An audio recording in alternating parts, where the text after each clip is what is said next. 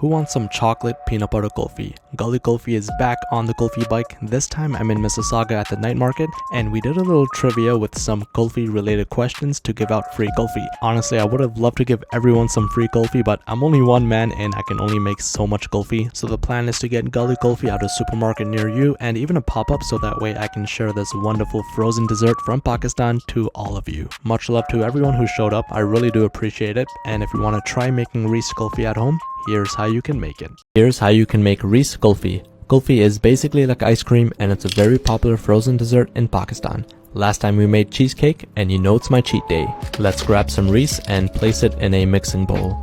Then you can scoop in some peanut butter, icing sugar, and a splash of water so it doesn't become too thick. Give this a good mix. Now in a blender you can add whole milk, heavy cream, milk powder, condensed milk, and your Reese mixture. Give this a blend. The consistency should be kind of thin, and then you can pour it into any mold you wish, because we'll be freezing this for at least 8 hours. Once it's frozen, let's make the chocolate shell by heating up milk chocolate and coconut oil until it's smooth. Then you can pour it into a tall glass, dip your kulfi, and that's pretty much it. Hope you enjoy.